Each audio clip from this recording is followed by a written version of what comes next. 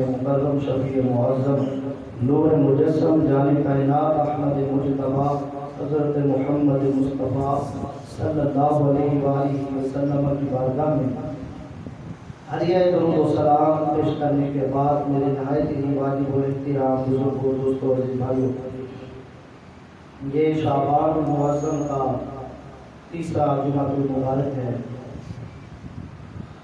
اور رمضان المبارک کی اب آمد ہے۔ تو آج انشاءاللہ العزیز رمضان المبارک کی عظمت اور شان کے حوالے سے ہی کلمات ذکر کیے جائیں گے۔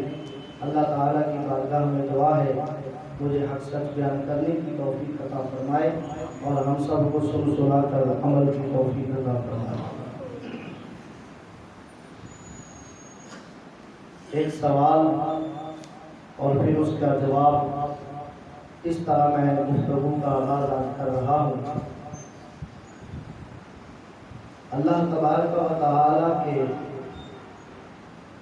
12 مہینے ہی ہیں، لیکن ایمان والے جس جوش اور جذبے کے ساتھ رمضان المبارک کا استقبال کرتے ہیں اس طرح کسی اور مہینے کا نہیں کرتے۔ اس کی وجہ کیا ہے؟ جب سارے مہینے اللہ کے ہیں تو پھر اتنے اعلیٰ جوش اور جذبے کا اظہار کر کے اس ماہ مبارک کا استقبال کیوں؟ تو اس کے جواب میں یہ عرض کرتا ہوں، سب سے بڑی بات یہ ہے کہ ہم اپنے آقا و مولا جناب محمد مصطفیٰ صلی اللہ علیہ وآلہ وسلم کی سنت پہ عمل کرتے ہیں۔ تو حضور علیہ السلام جب شعبان کا آخری دن ہوتا یا شعبان اختتام پر ہوتا تو آپ رمضان المبارک کے استقبال کے حوالے سے خطبہ ارشاد فرماتے تھے۔ رمضان المبارک کی عظمتیں، رمضان المبارک کی رحمتیں اور اس میں بندوں کو ملنے والی برکتوں کا تذکرہ فرماتے تھے۔ تو ہم اپنے آقا و مولا اپنے نبی صلی اللہ علیہ وآلہ وسلم کی سنت پہ عمل کرتے ہوئے اس طرح کرتے ہیں کہ جب رمضان کا مہینہ آتا ہے تو ہم اس کا استقبال بڑے جوش اور جذبے سے کرتے ہیں۔ اور یہ مہینہ اس چیز کا حقدار بھی ہے کہ اس مہینے کا اس طرح جوش اور جذبے سے استقبال کیا جائے۔ یہی تو وہ مہینہ ہے کہ جس کے اندر جس طرح اللہ کی رحمتیں بندوں کی طرح متوجہ ہوتی ہے عام مہینوں میں نہیں ہوتی۔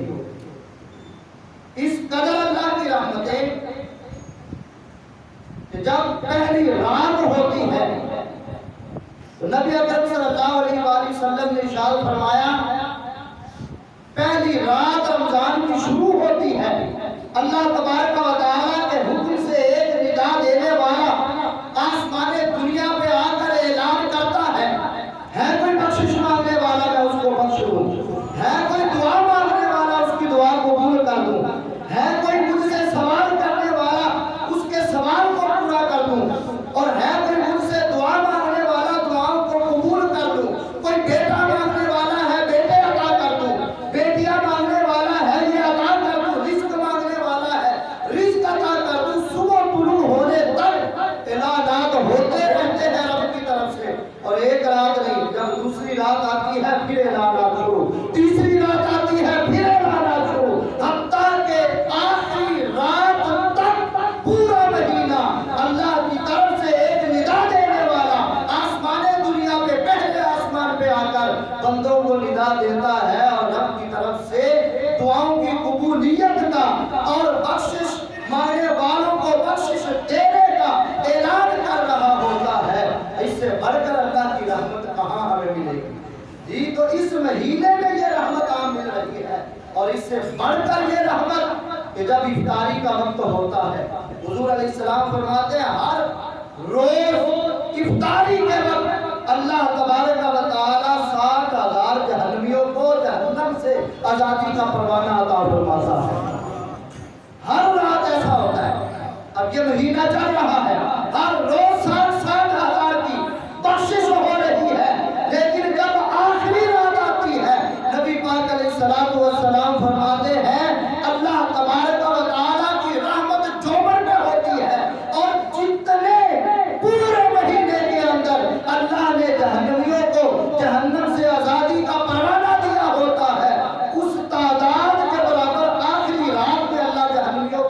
जहन्नम से आज़ादी का परवाना अता फरमाता है।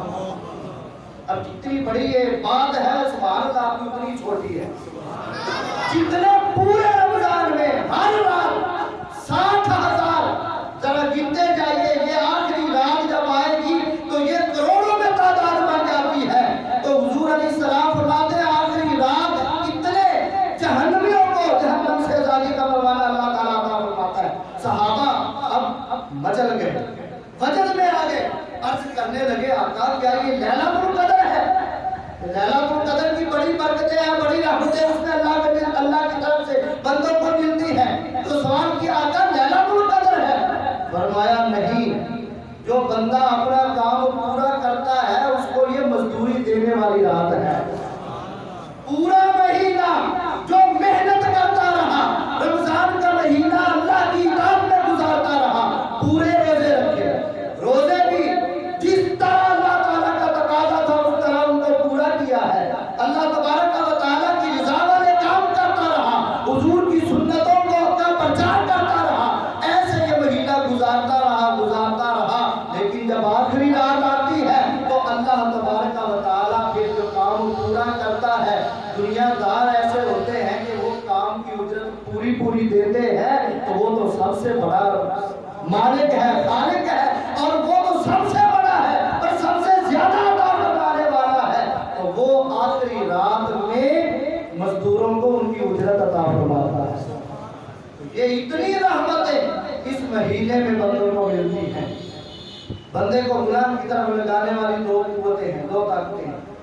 एक ताकत बाहर से है और एक ताकत बंदे के अपने अंदर है। बाहर वाली ताकत शैतान है और जो बंदे के अंदर ताकत है वो है बंदे का अपना नफ्स, जो बंदे को गुनाह की तरफ लगाता है। अब ये दो ताकतें हैं गुनाह की तरफ ले जाने वाली।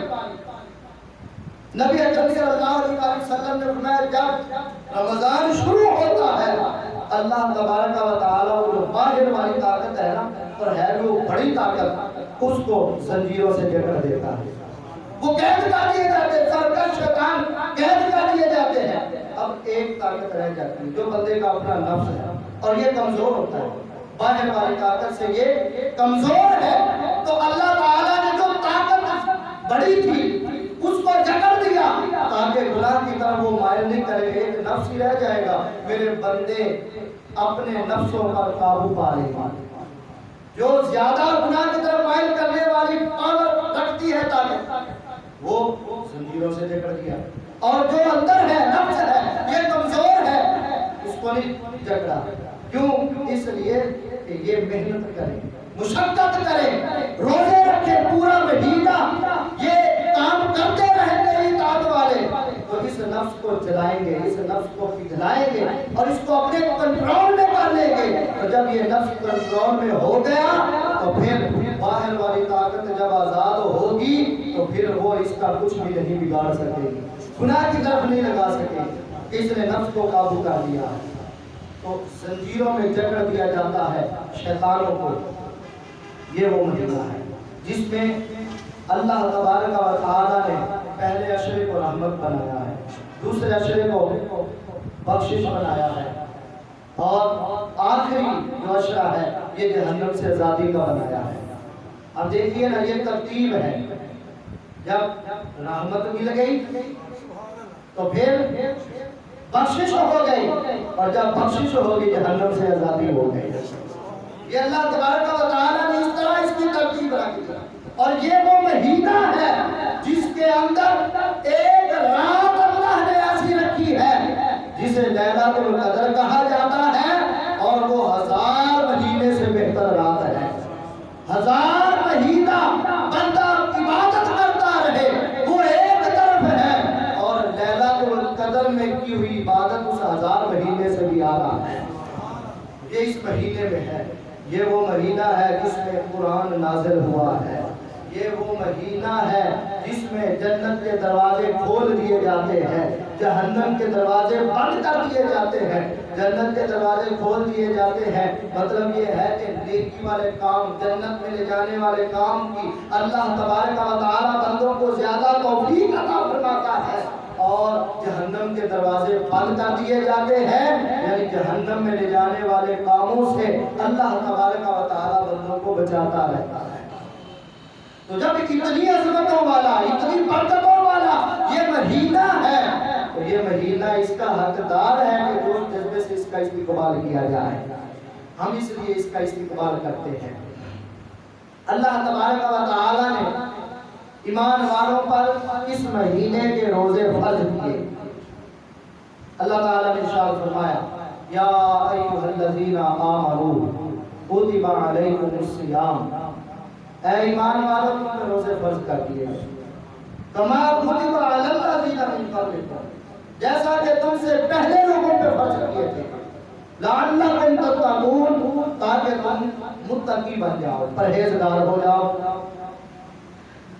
اللہ تبارک و تعالیٰ نے ایمان والوں پہ روزے فرض کیے اور بتایا کہ جو تم سے پہلے لوگ تھے ان پہ بھی ہم نے روزے فرض کیے تھے۔ یہ روزہ ایسی عبادت نہیں ہے کہ صرف اور صرف اس امت کو اللہ نے دی ہے، سیدھا ہی اللہ تعالیٰ فرماتا ہے ایمان والوں تم پہ روزے فرض کر دیے گئے، تو فرض تو ہو گئے تھے، ایمان والوں نے تو رکھنے تھے، لیکن اللہ تبارک و تعالیٰ کی رحمت دیکھیے اس امت پہ، ساتھ ہی حوصلہ بھی دے دیا کہ جب یہ دیکھیں گے صبح صادق سے لے کر غروب آفتاب تک کھانے پینے سے رکے رہنا، بھوکا پیاسا رہنا، عمل زوجیت سے بچے رہنا ہے، تو پھر پریشان نہ ہو جائیں۔ اللہ تبارک و تعالیٰ نے ساتھ ہی حوصلہ بڑھایا، فرمایا کما کتب علی الذین من قبلکم، پریشان نہ ہونا، یہ جو تم سے پہلے لوگ گزرے ہیں نا روزے تو ہم نے ان پہ بھی فرض کیے تھے۔ تو میں یہ چاہتا ہوں وہ روزے کی برکتیں لیتے رہے تو میرے محبوب کی امت کیوں محروم رہ جائے، ان پہ بھی روزے فرض کر دیے ہیں۔ ہم بڑے جوش اور جذبے سے رمضان المبارک کا استقبال کرتے ہیں، لیکن ایک بہت ہی ہماری کمزوری ہے، ہم استقبال کریں گے لیکن اس ماہ مبارک کا وہ احترام نہیں کرتے۔ استقبال کرنا اچھی بات ہے، اجر کا باعث ہے، لیکن اس کا استقبال کرنے کے ساتھ ساتھ اس کا ادب و احترام کرنا بھی لازم اور ضروری ہے۔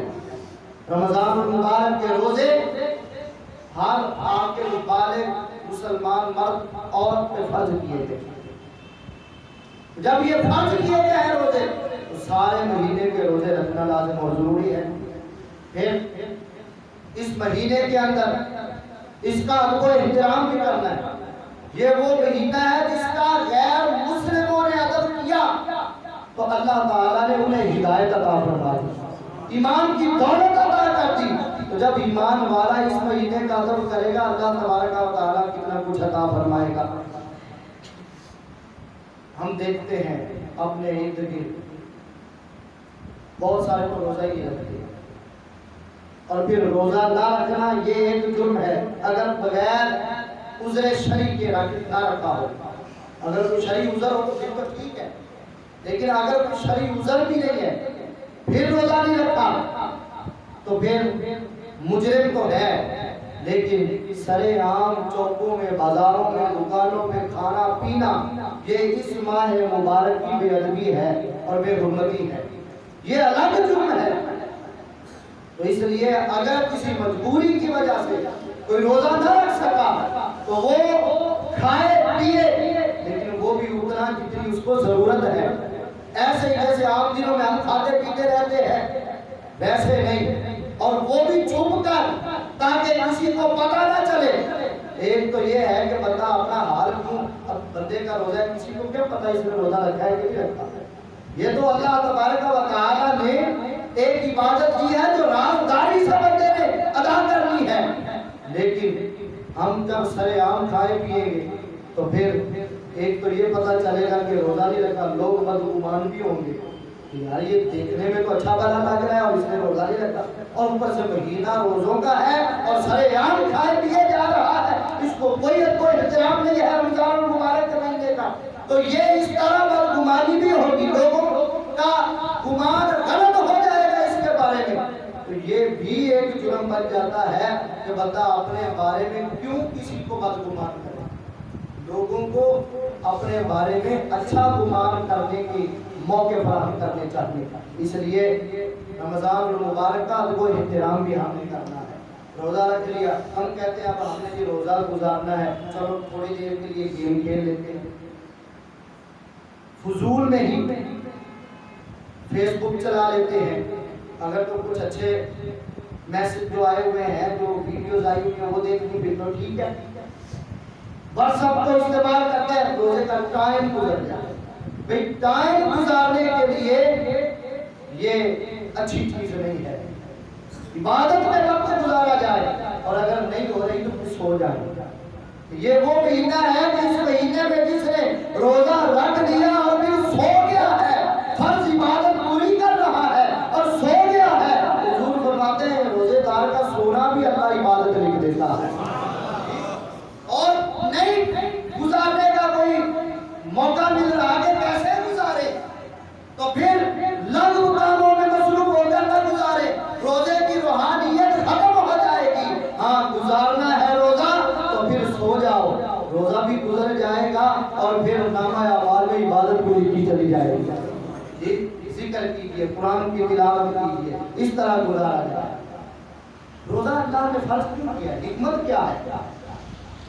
لعلکم تتقون, فرمایا تاکہ تم پرہیزگار ہو جاؤ, تم تقوی اختیار کرو, اللہ تبارک و تعالیٰ کا ڈر تمہارے اندر آ جائے. یہی وجہ ہے نا حضور علیہ السلام نے فرمایا جو بالغ ہو جائے, مرد ہو جائے عورت بالغ ہو جائے اور اس کی شادی نہیں ہو رہی تو پھر وہ کثرت سے روزے رکھا کرے. روزہ بندے کے نفس کو کمزور کرتا ہے. تو جب نفسانی خواہشات کمزور ہوگی تو گناہ کی طرف بندہ مائل نہیں ہوگا, اور بغیر عذر شرعی کے شادی لیٹ بھی نہیں کرنی چاہیے, ٹائم پہ شادی کر دینی چاہیے. لیکن اگر کوئی مجبوری ہو تو پھر اس کو چاہیے وہ روزے کثرت سے رکھے. کہ روزہ بندے کے اندر نفسانی خواہشات کمزور کرتا ہے اور بندے کو اللہ تبارک و تعالیٰ کا ڈر اور خوف بندے کے اندر پیدا کرتا ہے. تو اللہ تعالیٰ نے فرمایا روزے اس لیے فرض کیے لعلکم تتقون, تاکہ تم متقی ہو جاؤ, پرہیزگار بن جاؤ. اور ایک حکمت یہ بھی سمجھ آتی ہے کہ اللہ تبارک و تعالیٰ ان لوگوں کو جو فاقہ کش ہے, پورا سال ان کو کھانے کو ملتا ہی نہیں, کبھی مل گئے ایک ٹائم ملا دوسرے ٹائم نہیں ملا, اور ملا ہے تو پھر پیٹ بھر کے ملتا ہی نہیں. کئی دن گزر گئے, مہینے گزر گئے, پیٹ بھر کے انہوں نے کھایا ہی نہیں ہے. جو ایسے لوگ ہیں ان کے ساتھ اظہار یکجہتی ہو جائے ان لوگوں کی طرف سے جنہیں ہر وقت کا کھانا بھی ملتا ہے اور پیٹ بھر کے ملتا ہے. یہ بھوکے پیاسے رہیں گے. اور یہ بھی ایک ضابطہ ہے کہ ہر چیز اپنی ضد سے پہچانی جاتی ہے. دن کی قدر جاننی ہو نا تو پھر رات سے پتہ چلے گا. رات جب اندھیرا ہوگا نا تو پھر دن کے اجالے کی قدر ہوگی, اور رات کی قدر کا پتہ دن میں چلتا ہے. کہ کبھی اب دن میں بندہ سونا چاہے تو سکون کی نیند نہیں آتی, اور رات چاہے 2 گھنٹے ہی مل جائے بڑے سکون سے بندہ سو جاتا ہے.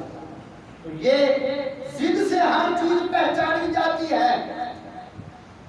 تو کھانا پینا ایک چیز ہے, نہ کھانا پینا دوسری چیز ہے, اور یہ آپس میں ایک دوسرے کی ضد ہے. بندے کو جس کو کھانا پینا نہیں ملتا, بھوک پیاس کی تکلیف کیا ہوتی ہے یہ اس وقت ہی پتا چلے گا جب بندہ خود بھوکا پیاسا رہے گا. ویسے بندے کو نہیں پتا چل سکتا, احساس تکلیف کا ہو ہی نہیں سکتا.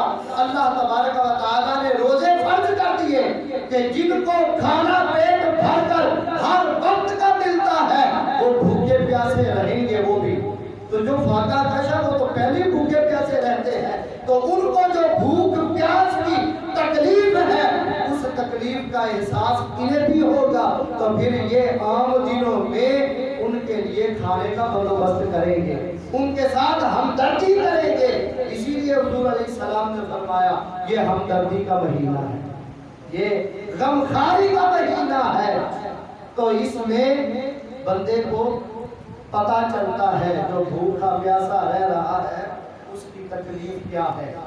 حضرت بشر حافی رحمت اللہ تعالی علیہ وہ پائے کے صوفی بزرگ ہیں اور اللہ تبارک و تعالی کے ولی ہیں۔ یہ بہت سردی کا موسم تھا، بیٹھے ہوئے ہیں اپنے آستانے پر، تو آپ نے سردیوں کے اندر پتہ اضافی لباس بھی پہنتا ہے، تو وہ اضافی لباس اتار کر ایک جگہ لٹکائے ہوئے ہیں۔